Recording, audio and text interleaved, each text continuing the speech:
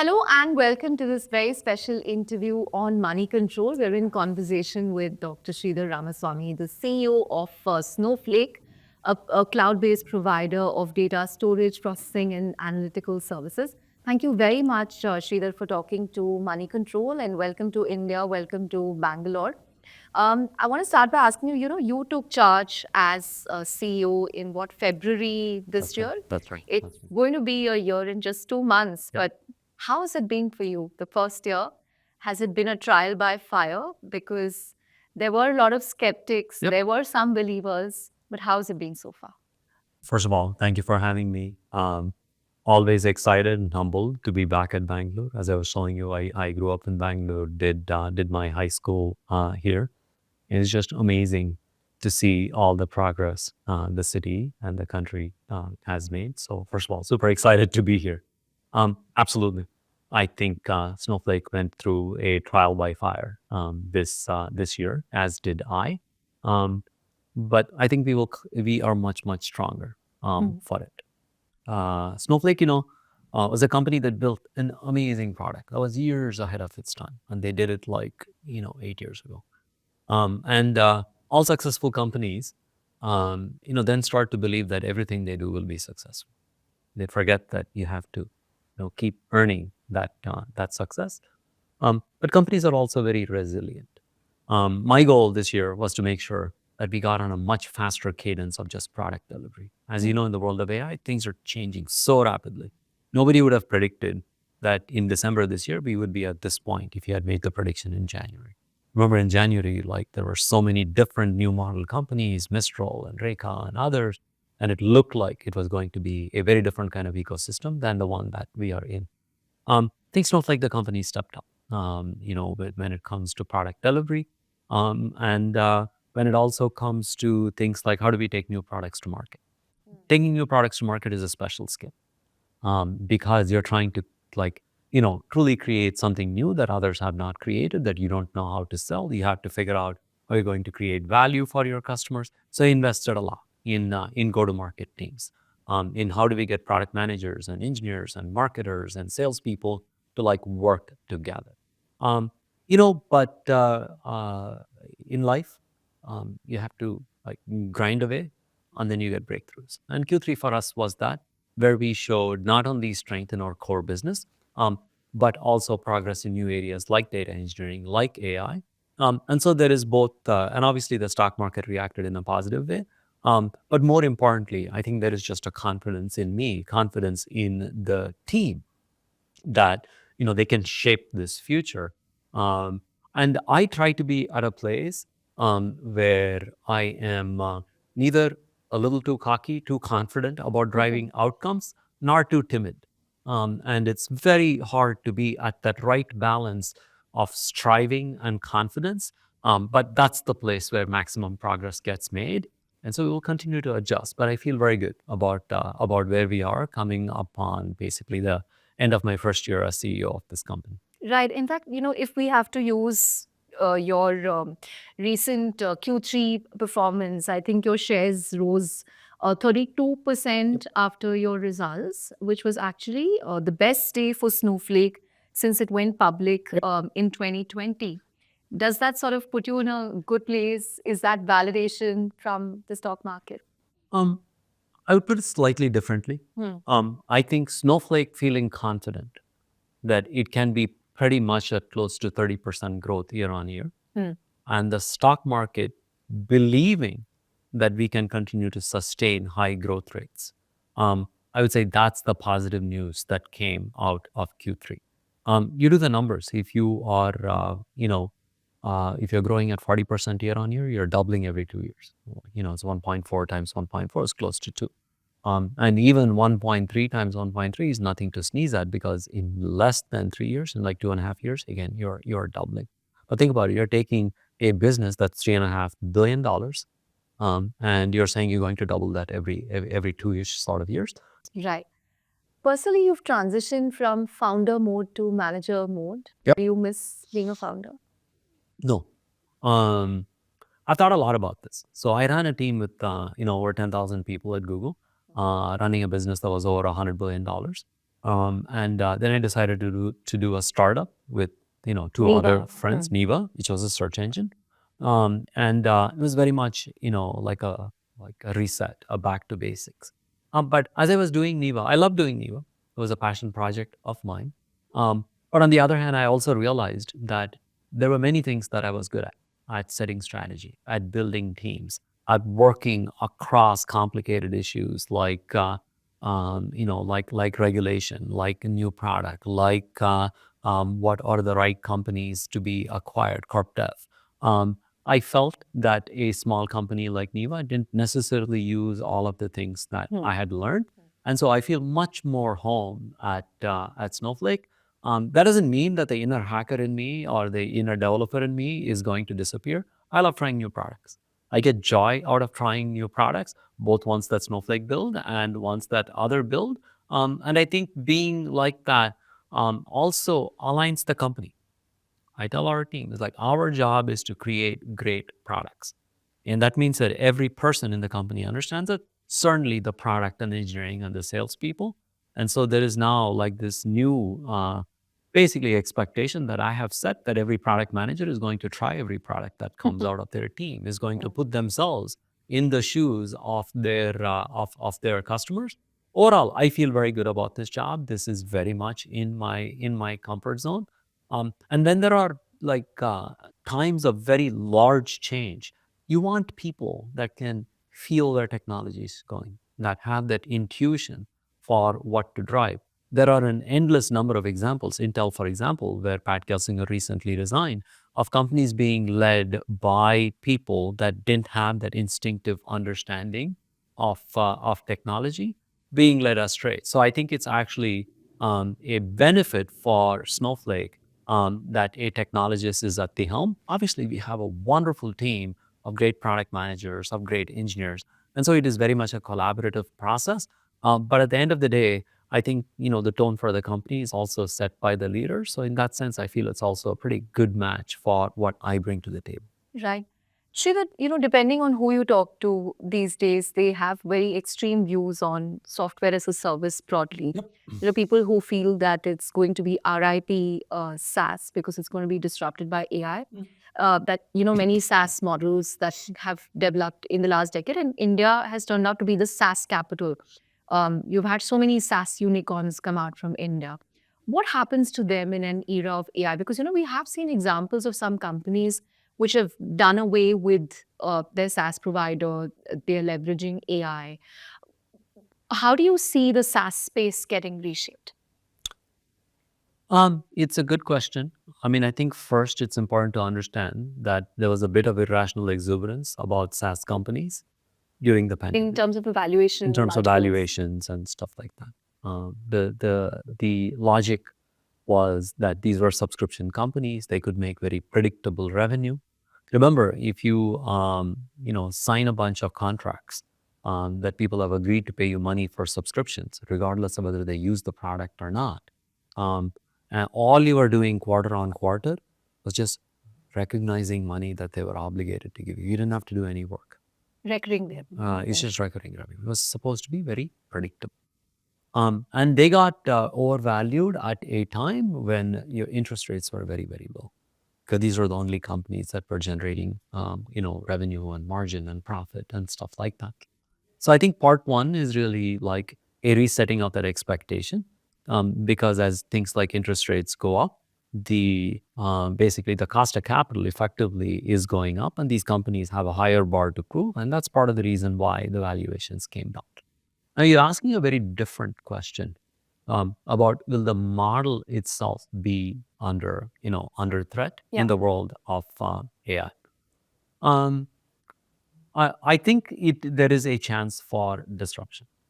So, for example, at Snowflake, we have a consumption model.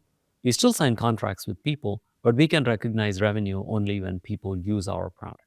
It's It's almost like usage based. it's usage based. It's almost like Microsoft sold Microsoft Office to you, but they can recognize revenue depending on how many people in your company opened Word over the past week. It's a very different kind of model, but it's one in which it is tied closer to what creates value for the customer. At the end of the day, no one made money because they licensed software. They made money because they used that software to drive business outcomes, for them. That's one thing to keep in mind. Is the model of pure subscription itself? How strong is it? I think the second and more interesting question is around data. Hmm. I tell people that, like all our life, we bought software by buying boxes to run software. If you wanted Oracle, you went and bought an Oracle box and you ran Oracle on it. It's very difficult to move data out because not only was it in Oracle, but it was in one box and you had to figure out how to Yeah. move this data, do stuff with it. It is painful.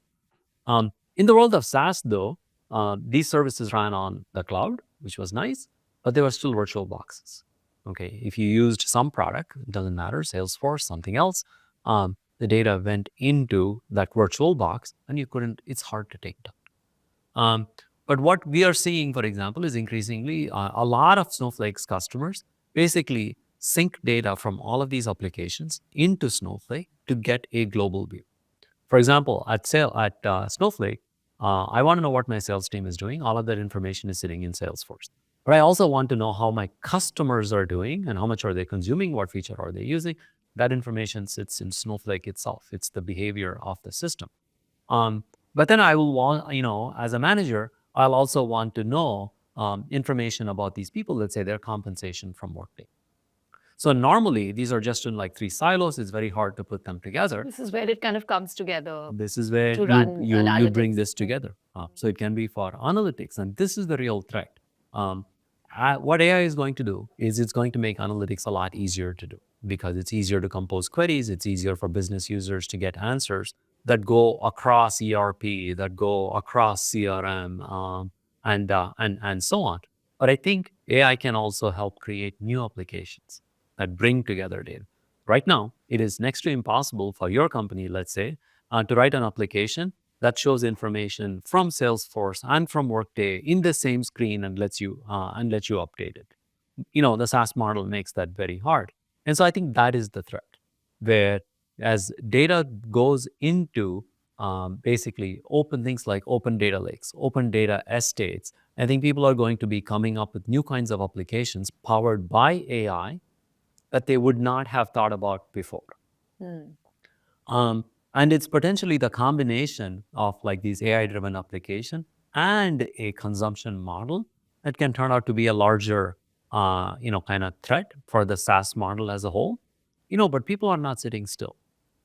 SAP is releasing, better analytics products as they should, and so is Salesforce when it comes to what can you do for analytics.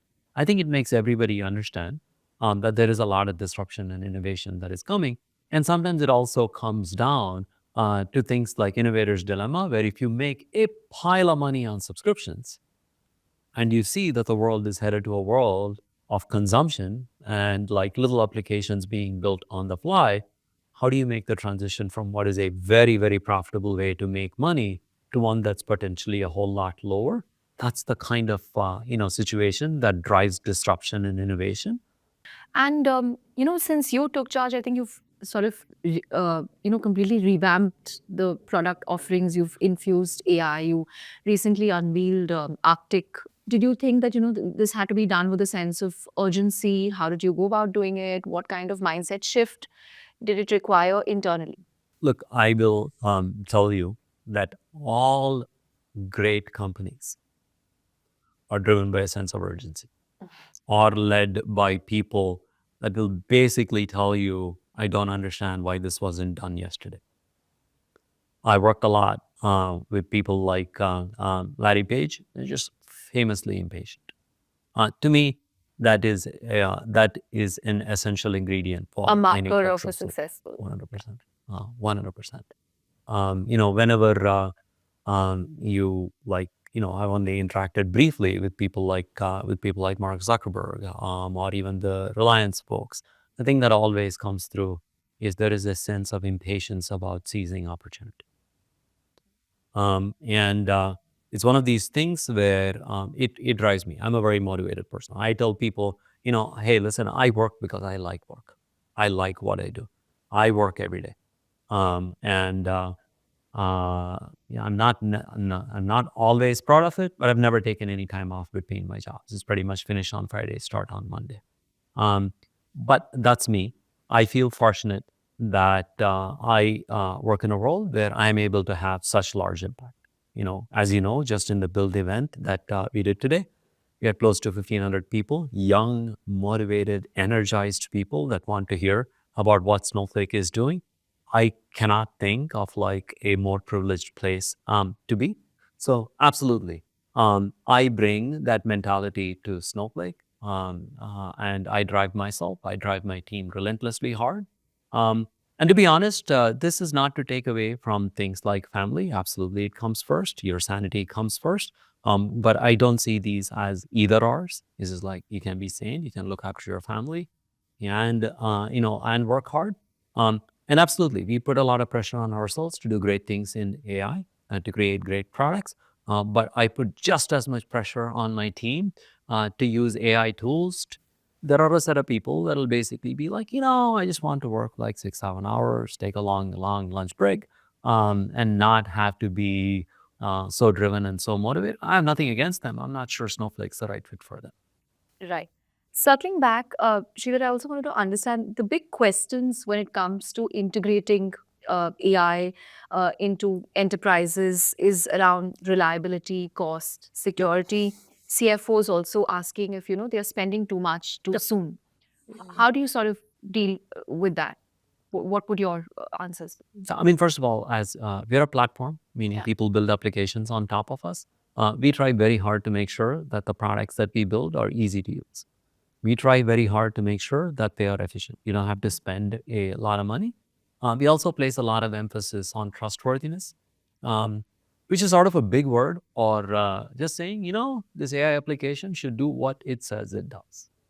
If you use an app on your phone, uh, you expect it to do what it says it's going to do.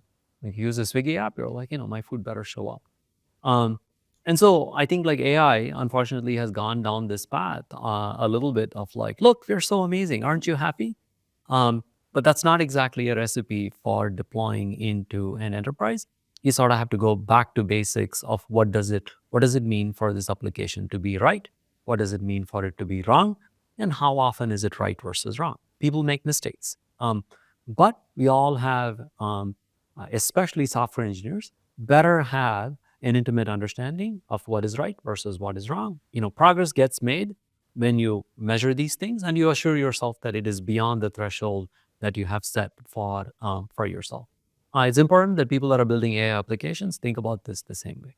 Yes, it's fancy new technology, but there is being correct and there is being incorrect. Um, and then once we go beyond that, I absolutely tell our own Snowflake salespeople, but also my customers, you should internalize the kinds of things that are possible with AI. So you get like a little bit of a template for what can this technology do. Right. In terms of the big trend for AI, do you see a consolidation of the big AI models? Will voice become the key way in which we interact with AI? Where will the horizontal players score, and where will the vertical players score? Oh, these are very hard questions. And also, I think they seem to change every 6 months. Yeah. Okay, so state of the world as of end of 2024, there are already clear winners. Hmm. It feels like the gap, there is a very large and widening gap between the likes of OpenAI, Anthropic, and Google. Google. These are pretty much the only teams that seem to be at the cutting edge of AI, not what you have said at the end of 2023. If you had asked last year, as I said, the answer would have been very, very different. Um, I think it's positive. It's that It's a function of capital and talent. See, all of us are very good at retrofitting explanations for events that happen. Okay. Hindsight is, The hindsight yeah. is just like, Yeah. it's teleological thinking, Yeah. where you assume the outcome and then you write a history for why that outcome came to be. So absolutely, given that there are only three companies that are very good, you can say, oh, it must be because they have, A, amazing talent, and B, access to capital. But remember, other companies too. Hmm. Okay. X.AI has an ungodly number of AI servers that they bought and brought online in some new place in the United States. So there is also a like a certain like unquantifiable thing with respect to what produces greatness. I sarcastically tell people that it's like it's a certain je ne sais quoi. You can't describe it, but it's there. Um, and so, but no one knows if this is going to change in the next 6 months. But are you surprised, not surprised that Google has somehow managed to get its mojo back, so to speak? You have to give them credit. Hmm. There are a lot of doubters that they would not be able to do it. Despite having a head start with DeepMind and Google Brain. Yeah, the head starts. I'm not impressed by head starts. This is like whatever. If there were head starts, take your pick. IBM would be the leading PC manufacturer in the world. They invented Nokia would be the the PC. leading Nokia one. would be the Yeah. leading modern player. And so, Unreal, this is why I talk a lot about execution, which is like you can have a strategy, but unless you can execute, it doesn't actually count for anything. But there is also new ways to create value that is not quite going to be how incumbents think about value. So, for example, to the extent that there is a new way to generate images for commercial use. Companies like Midjourney, they're doing very well. Applications of AI into different verticals. Companies like Harvey for legal, they're doing very well. Hmm. And so I would say, absolutely, it is a combination of deep expertise in a particular area, knowing the workflows for information within the area, and it increasingly looks like all of these companies would be better off using one of the best models in the world as opposed to also needing to be a great foundation model company. This is the reason why we signed a deal with Anthropic, because we were like, you're better off partnering with them than in our own efforts with things like with things like Arctic. And so I think there is value being created, but it's not clear that any one company is going to accrue kind of a lot of value. You can argue that much of the value that was created by the internet, at least in the United States, didn't actually go to, I mean, some of it went to consumers, but a lot of it went to a handful of companies. It went to Google, it went to Meta, it went to Amazon, and then also indirectly went to Microsoft. Um, and so I'm certainly hoping that there's a much larger set of companies and effectively people that realize the value of AI. It's early and it's Right. this very turbulent space. Right. What do you think Perplexity got right? Can they disrupt? Can they really give Google a run for its money? And where did they succeed? And when Eva couldn't? Yeah, it's a great question. I think basically at Neva, for example, we spent 3 years creating a search engine from scratch, Hmm. where we did the crawl, we did the indexing, we did a lot of heavy work. Perplexity came quite a bit later, and they simply relied on APIs and produced a great product. That really was what drove the positive momentum for the company. And as I said, all startups have limited shelf lives in terms of how much you can keep going. And honestly, like my team, end of last year, sort of was tired with the uncertainty of being a startup and the relentless number of fundraising that you have to go to. Um, Perplexity created a great product, and they've been very quick to innovate. I give Arvind, also an IIT, Also in IITM IIT grad, Madras, as also an well as. IITM grad, a lot of credit. I think what they have done is truly remarkable. Right. Final part of the interview, Sridhar, we saw a huge turnout for your Snowflake event here in Yeah, Bangalore. yeah, In terms of your plans for India, hiring, I think you also have a COE in Pune. that's correct. Um, what can we expect in 2025? Yeah, yeah. I'm Great still getting question. used to saying 2025. Right. Yeah, it's Yeah. 24 is gone. Look, we have a great team in Pune. And it has a variety of functions. We have folks in IT, folks in finance, um, and uh, um, and they're generally somewhat internally focused. we're hoping to have a product team in Pune. I'm a big believer, but I also know that finding the right leader is often the marker for whether you're going to succeed at a place or not. There's amazing talent in many places in the world, absolutely in India, but especially early on, getting the right leader in place is really important. Vivek, my co-founder from Niva and current head of Vic engineering at Raghunathan. Vivek Raghunathan, and I are actively talking about this topic. But independently, we are staffing up a very large, basically a team that will work with GCCs, a center of excellence in Pune.